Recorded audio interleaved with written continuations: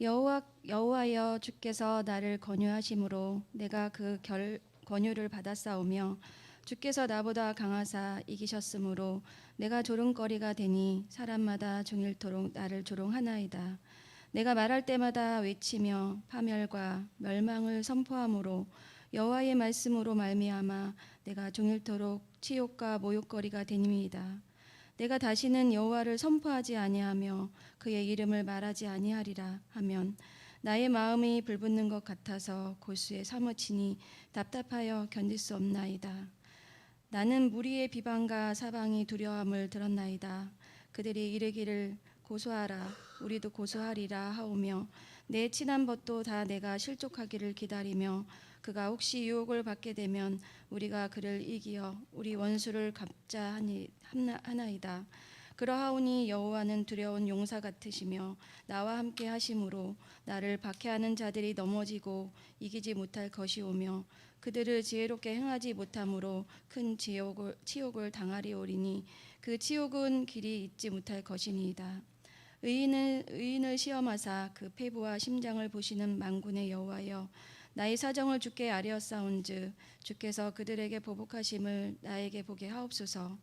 여호와께 노래하라 너희는 여호와를 찬양하라 가난한 자의 생명을 행악자의 손에서 구원하셨음이니라.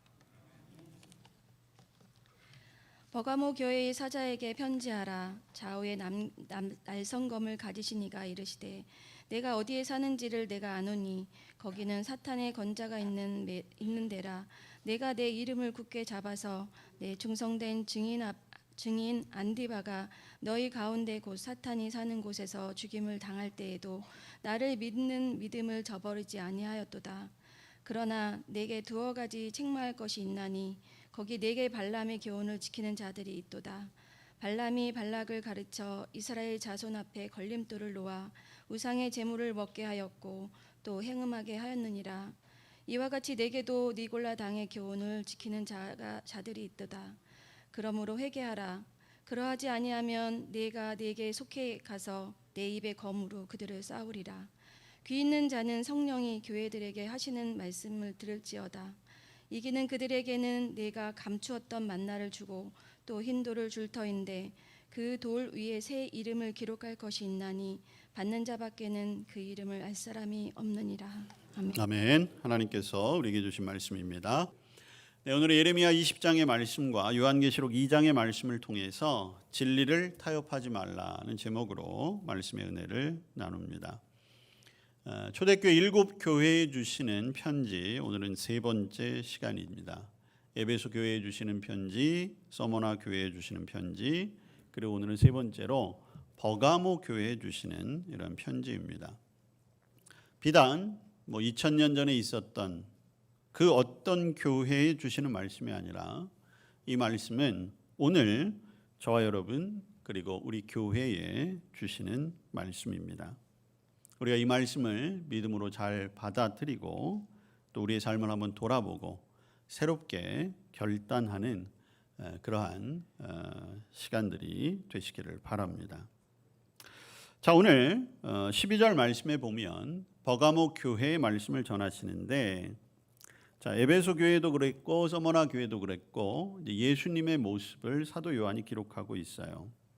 에베소 교회에서는 7별을 들고 7 촛대 사이를 거니시는 예수님이셨죠. 지난주에 서머나 교회는 처음이요 마지막 그리고 죽음에서 부활하신 예수님의 모습이 보여졌습니다. 그런데 오늘 버가모 교회에 보여지신 예수님은 좌우에 날선검을 가지신 이입니다. 앞에 두 교회는 좀 다르게 조금은 무서운 형상이 될 수도 있겠어요. 손에 칼을 들고 계시니까. 그리고 조금은 단호한 모습의 예수님이시지요. 자, 좌우의 날선검이라고 하는 것은 상징입니다. 바로 하나님의 말씀을 가리키고 있는 거예요.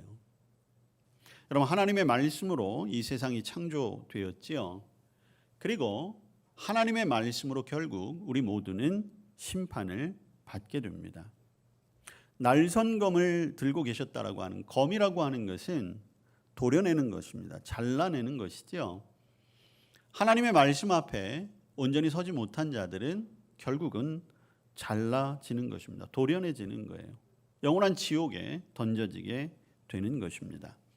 자, 그러나 우리는 좌우의 날선검을 드신 예수님의 그 모습을 무서워할 것이 아니라 저와 여러분의 삶이 하나님의 말씀 앞에 거룩하고 온전하고 신실한 모습이었다면 결코 무서운 모습이 아니라 그 모습은 우리에게 축복의 약속이 되는 것이죠.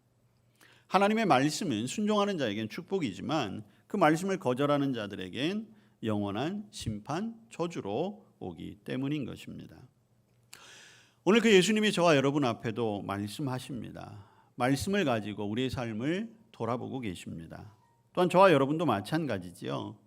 오늘 우리가 이 말씀 앞에 우리의 삶을 들여다보고 우리를 살피고 우리를 성찰하고 또 저와 여러분이 하나님의 말씀 앞에 당당하게 설 수 있는 부끄럽지 않은 그런 성도의 모습으로 설 수 있기를 축복합니다.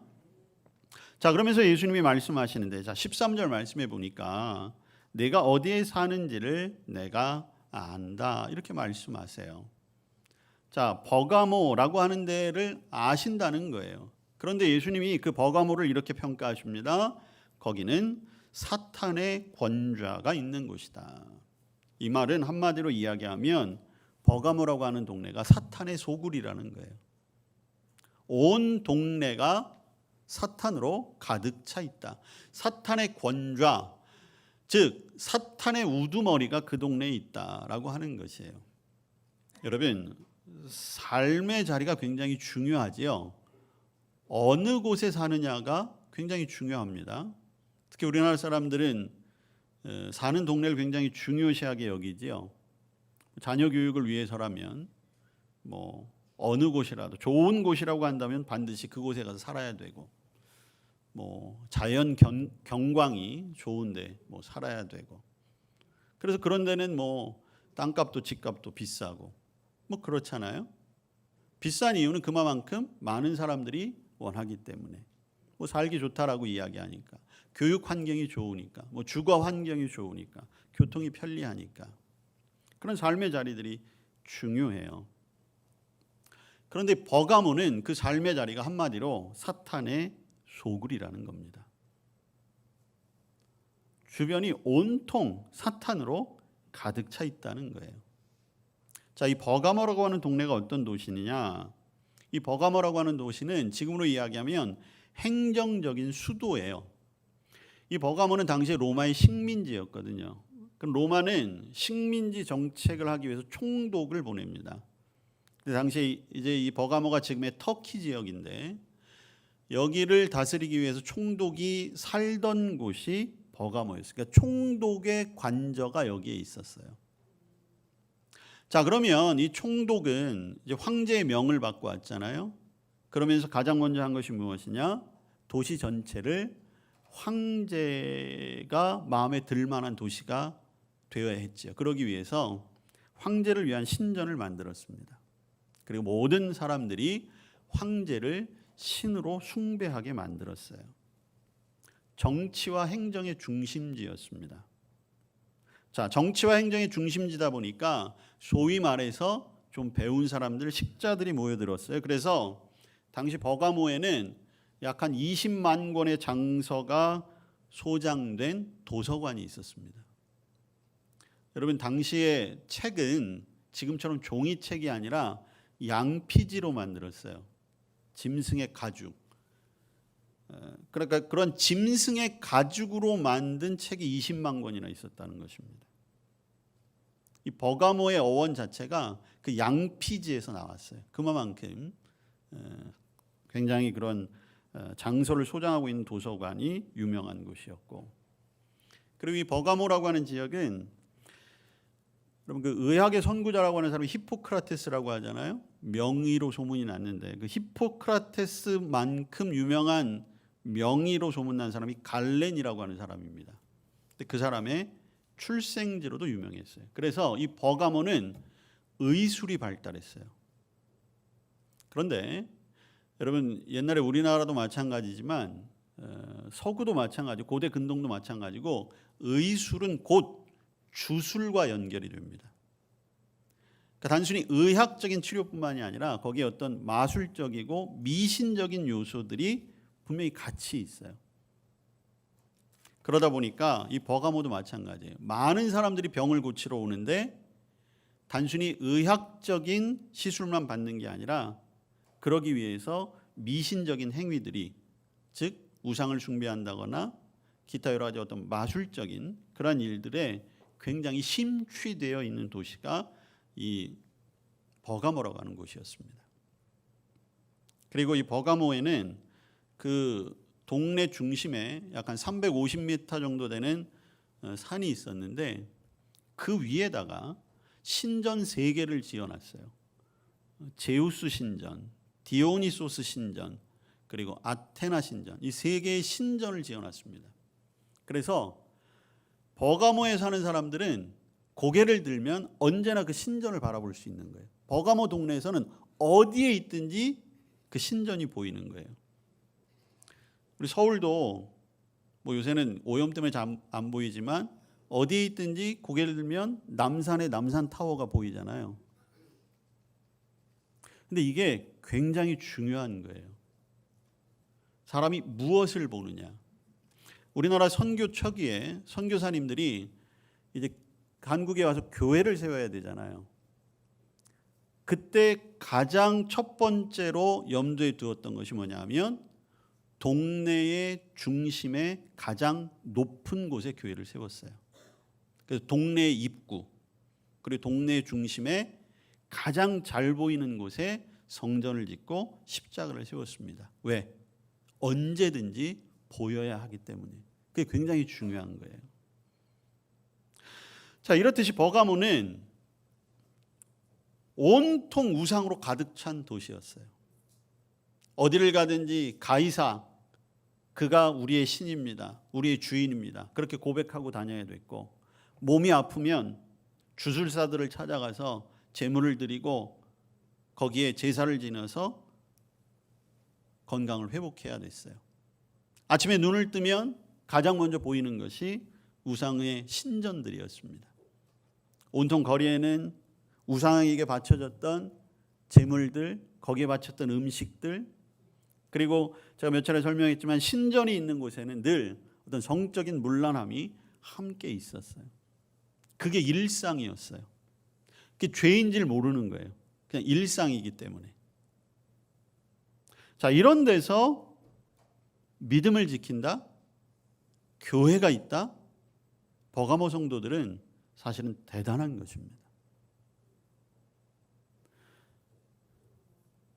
전혀 믿음 생활을 할 수 없는 그곳에서도 오직 주님만을 바라보고 신앙을 지켜 나갔던 거예요. 오늘 주님이 그들을 위로하며 말씀하시는 거예요. 내가 너희들을 알고 있다는 그 상황을 다 아시는 거예요. 거기에 사탄의 권자가 있구나. 이것은 주님께서 버가모 성도들을 향한 안타까움, 또한 그들에 대한 어떤 격려, 이제까지 믿음을 지켜온 것에 대한 칭찬. 게다가 여러분 13절을 보니까 그러한 상황 속에서도 주님의 이름을 굳게 잡고 그리고 충성된 증인 안디바, 그가 사탄이 사는 곳에서 죽임을 당할 때에도 나를 믿는 믿음을 저버리지 않았다는 거예요. 여러분, 이 안디바가 누구인지는 성경에 자세하게 나와 있지 않습니다. 여러분, 지난 시간 우리가 서머나 교회를 할 때 서머나에도 폴리캅이라고 하는 그런 순교자가 있다고 말씀을 드렸잖아요. 그 폴리캅은 감독이었어요. 지금으로 얘기하면 목사. 근데 이 안디바는 정확하게 어떤 형편이었는지 잘 몰라요. 근데 추정에 따르면 목회자이기보다는 그냥 일반 평신도였을 것이다. 그리고 그가 지금 여기 죽게 되었다고 했는데 그럼 어떻게 죽게 되었냐? 결국 이 안디바도 순교자거든요. 근데 버가모 교회 성도들은 이런 일이 많이 있었던 거예요. 이 안디바만 그런 게 아니에요. 그럼 이 안디바는 왜 죽게 되었는가? 다른 것 때문이 아니에요. 당시에는 아까도 얘기했지만 모든 사람들이 황제를 숭배해야 됐어요. 근데 그게 어려운 게 아니에요. 뭐 제사를 드리거나 뭐 꾸준히 뭐 황제 신전에 가거나 그게 아니에요. 황제 신전에 가서 향을 피워놓고 그냥 거기에서 가이사가 나의 주님입니다. 그렇게만 얘기하면 되는 거예요. 그게 황제 숭배예요. 굉장히 간단하죠. 그냥 생명의 위협 앞에 눈 한 번만 딱 감고 마음은 그렇지 않은데 말로라도 그렇게 하면 될 수 있는 상황이에요. 근데 안디바는 그렇게 하지 않았던 것이죠. 타협하지 않았던 거예요. 끝까지 주님의 이름을 붙잡은 거예요. 왜? 당시의 성도들은 예수님이 내 주님이지 로마 황제 가이사가 내 주님이 될 수가 없는 거예요. 그리고 그것을 입에 담을 수도 없었던 거예요. 그저 가이사가 시저가 주님이시다 그 한마디만 하면 아무 문제 없어요. 살 수 있어요. 그렇지만 그렇게 하지 않았던 것이죠. 예수님이 내 주님이십니다. 그렇게 얘기하며 죽임을 당했던 것입니다. 여러분, 오늘날 우리가 어쩌면 굉장히 편안하게 신앙생활을 하고 있지요. 여러분들이 어디 가서 나는 예수님을 믿습니다. 예수님이 나의 주님이십니다. 라고 이야기한다고 해서 여러분들이 생명의 위협을 느끼진 않을 거예요. 매주 목요일마다 우리 교회에서는 북한 선교라는 모퉁이돌 선교회가 남북 연합 공동 예배를 드립니다. 남북 연합 공동 예배라고 드리는 것은 우리 교회에서 드리는 이 예배의 실황이 녹화가 돼서 북한 성도들에게 그대로 전달이 돼요. 극동 방송에서도 이제 단파 라디오를 통해서 복음을 전하는데 얼마 전에 극동 방송에 북한 지하교회 성도가 편지를 보냈대요. 편지의 내용이 이런 겁니다. 방송을 해주셔서 너무 감사합니다. 그런데 요청드릴 사항이 있는데 찬송가나 성경을 부르실 때 조금 천천히 또박또박 해서 불러주십시오. 그렇게 요청을 했대요. 이유가 있습니다. 성경책이 없고 찬송가가 없으니까 방송에서 들려오는 것을 한자 한자 적어서라도 책으로 만들어서 갖고 싶어서 그렇게 하는 거예요.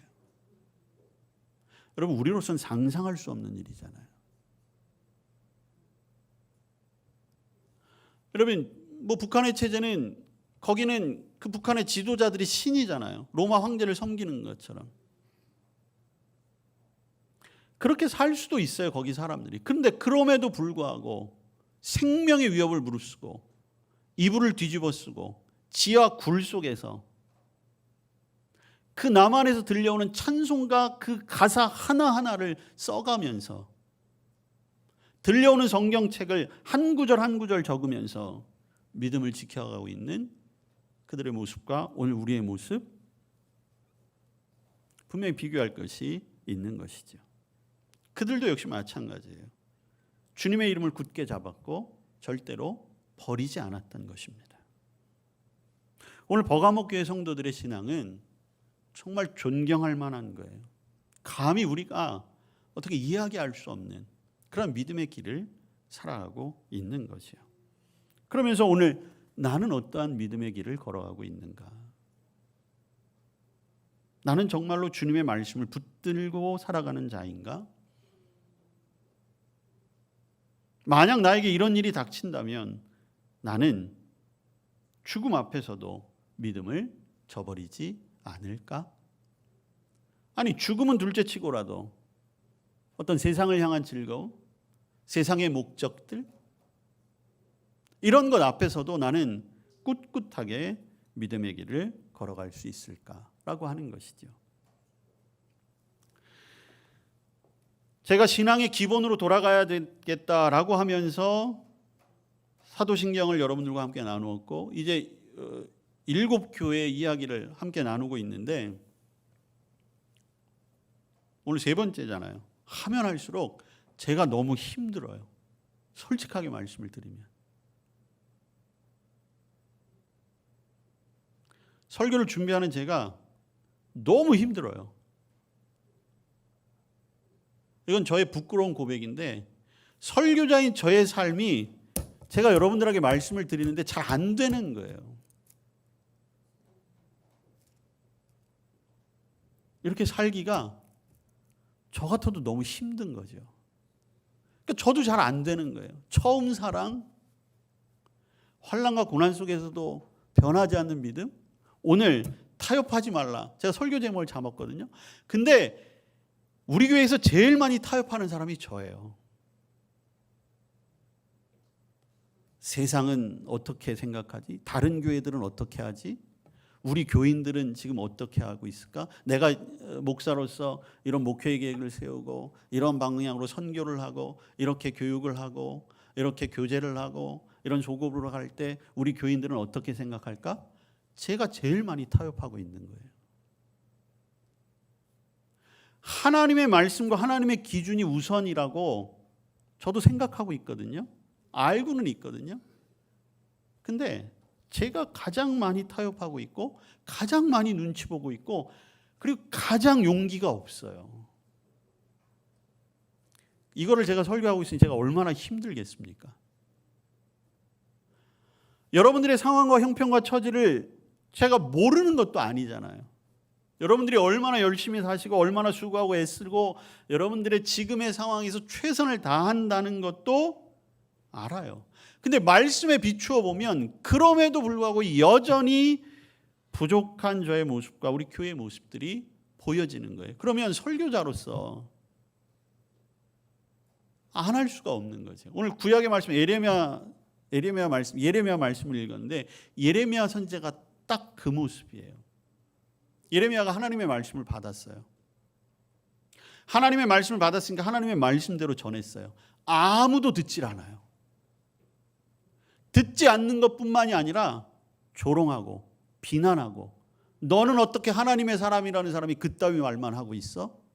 그래놓고 어떻게 하는 줄 아세요? 그 가족들과 친한 사람들도 옆에서 저거 잘못될 거야 분명히. 내가 그때까지 한번 지켜본다. 그때 내가 너 아주 쌤통이라고 하고 한번 그때 한번 맛을 봐야지. 지금 그런 상황이에요.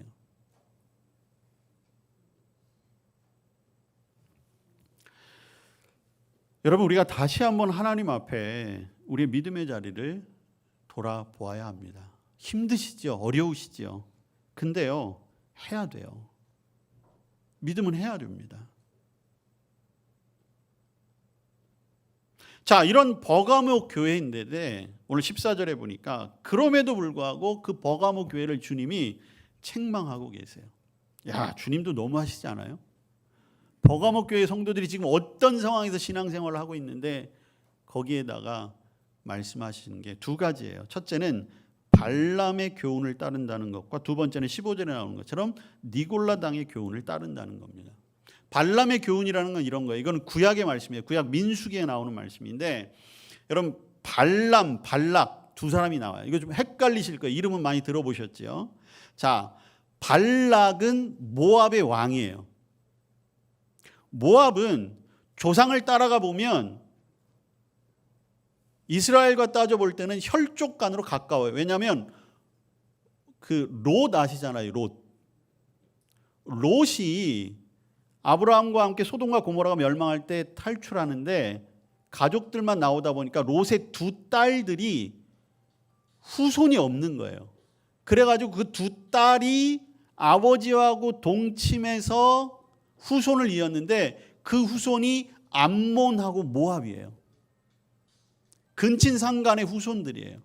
하나님이 원하시지 않았던 족속이 된 거예요. 그리고 이 모압과 암몬은 그때부터 지금까지도 이스라엘 민족을 가장 많이 괴롭히는 족속이에요. 그래서 이 모압 왕 발락이 자 민수기는 이스라엘 백성들이 가나안 땅에 들어가기 직전에 있었던 일이거든요. 가나안 땅 이제 요단강을 건너면 가나안 땅인데 거기가 모압 땅이에요. 근데 발락이 얘네 이스라엘 민족이 가나안 땅에 들어가면 모압에게 있어서 강력한 대적이 될 것 같은 거예요. 그래서 어떻게 하냐면 당시에 발람이라고 하는 그 지역의 유명한 주술사예요. 예언가이기도 하고. 그 사람에게 야, 너 가서 이스라엘을 저주해. 이렇게 얘기를 하는 거예요. 그러니까 당시에는 주술사들, 우리나라도 그런 거 있잖아요. 무속신앙 중에 복만 구하는 게 아니라 뭐 살을 보낸다, 뭐 그런 표현을 쓰더라고요. 그렇게 해서 상대방을 저주하거나 뭐 그런 게 있대요. 그러니까 당시에도 마찬가지였던 거예요. 그래서 발락이 선지자였던 발람에게 야, 가서 이스라엘을 저주해. 이렇게 요청을 하는 거예요. 근데 하나님께서 이방의 선지자잖아. 이방의 그런 주술사인데 이 발람을 붙드셨어요. 그러니까 하나님의 영이 발람에게 임한 거예요. 그래서 발람이 발락 왕의 요구와는 다르게 계속해서 이스라엘을 축복하는 말만 하는 거예요. 한 번, 두 번, 세 번 계속되는 거예요. 발람은 자기 의지가 아니죠. 하나님께서 하시는 거예요. 근데 발락도 포기할 수는 없는 거예요. 가나안 땅에 들여보낼 수가 없거든요. 그래서 어떻게 하냐면 엄청난 재물을 주고 발람에게 다시 한번 요청합니다. 이스라엘을 저주해라. 근데 발람이 할 수가 없는 거예요. 근데 자기가 그렇게 하지 않으면 왕이 준 재산을 가질 수가 없잖아요. 물질을. 그래서 어떻게 하냐 하면 꾀를 내요. 내가 직접 이스라엘을 저주할 수는 없지만 내가 이스라엘을 망하게 할 수 있는 방법은 가르쳐 줄게 라고 한 것이 뭐냐 하면 야, 발락, 모압의 여인들이 예쁘잖아. 그 여인들로 하여금 이스라엘의 남자들을 꼬시면 돼. 이렇게 된 거예요. 그리고 발락 왕이 실제로 그렇게 합니다. 모압의 여자들을 이스라엘의 남자들과 만나게 하고 접촉하게 하고 관계하게 만들어요. 결혼하게 만들어요. 율법에서 금하는 거잖아요. 안 되는 거잖아요. 이스라엘은 그렇게 하면 안 돼요. 왜냐하면 모압의 여인들만 들어온 것이 아니라 그것을 통해서 모압의 우상들이 들어오기 시작을 했어요. 그래서 안타깝게도 사실 이스라엘 백성들은 가나안에 들어가기 전부터 우상의 강력한 영향력 안에 있을 수밖에 없었습니다.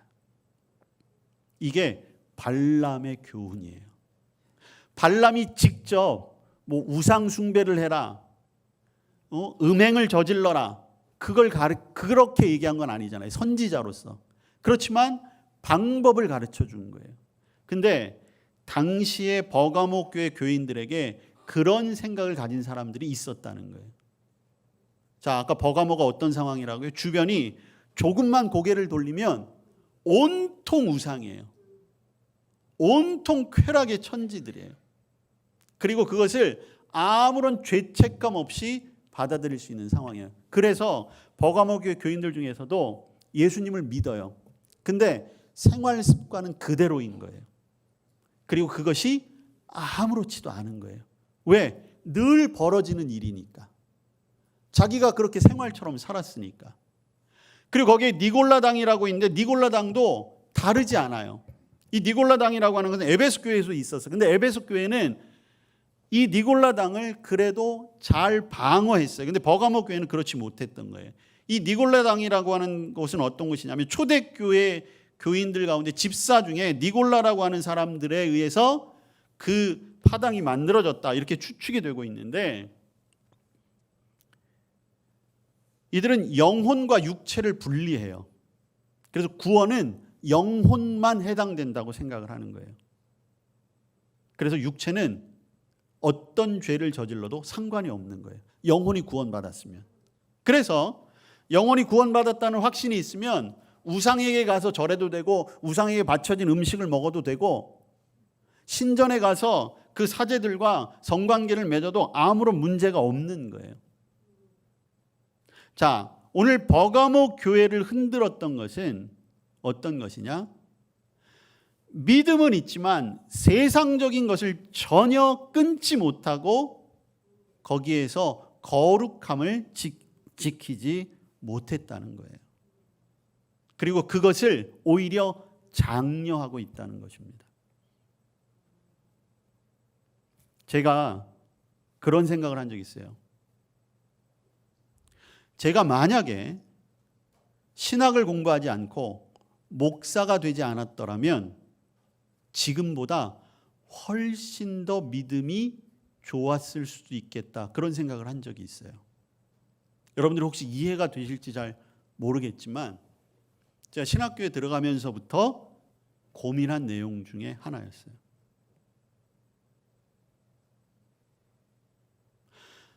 제가 만약 신학을 하지 않았더라면, 목사가 되지 않았더라면 더 거룩하고 더 신실하고, 제가 지난주 금요일 날 새벽 기도를 못 나왔어요. 물론 가끔 못 나오는데 그날은 제가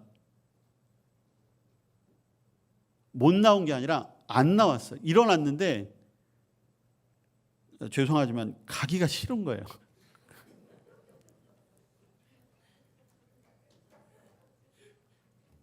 그래서 그냥 잤어요. 그리고서 이제 아침에 출근해서 사무실에서 이 본문을 가지고 설교 준비를 하는데 문득 그 생각이 드는 거예요. 네가 만약에 목사가 아니었는데 네 믿음 그대로 새벽 제단을 쌓는 자였으면 네가 그렇게 빠질 수 있었을까? 그러면서 제가 지금 했던 그 생각들이 다시 드러난 거예요.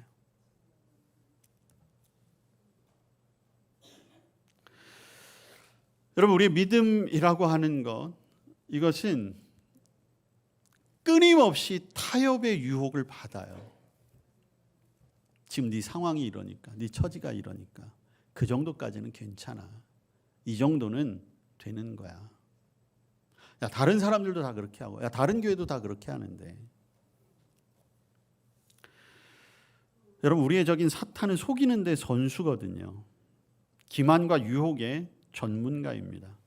우리가 지속적으로 주의를 기울이지 않으면 사탄은 언젠가 우리를 삼켜버리고 말 것입니다. 우리 교회도 마찬가지예요. 가장 경계해야 할 것이 바로 이러한 것들입니다. 그러한 버가모 교회, 그리고 오늘 우리를 향해서 16절 말씀에 주님은 한마디로 말씀하세요. 회개하라. 돌이키라는 것입니다. 내가 네게 속히 가서 내 입의 검으로 그들과 싸우리라. 아까 말씀의 검을 드신 예수님이시잖아요. 그 앞에는 드러날 수밖에 없는 겁니다. 오늘날 교회가 힘을 잃는 이유, 성도들이 힘이 없는 이유, 또 얘기를 하나 해드릴까요? 그래서 제가 굉장히 힘들었는데, 어제 제가 저녁 때 설교 준비를 하는데 교회는 저 혼자 있으니까 굉장히 조용하잖아요. 오른쪽 왼쪽에서 난리가 난 거예요. 교회 오른쪽 왼쪽이. 와, 어쩜 이렇게 날이면 날마다 오른쪽 왼쪽은 부흥을 하는지. 여러분, 저녁 해가 진 이후에 교회 앞이 교통체증이 장난이 아닙니다. 차가 많아서 교통체증이 아니에요. 사람이 많아서. 어디서 그렇게 오는지. 그리고 저를 더 자괴감에 빠뜨린 이유는 뭐냐면 그 사람들이 너무 행복해요. 오른쪽 왼쪽에 있는 사람들이 얼마나 행복한지 몰라요. 세상 걱정 근심이 없어요.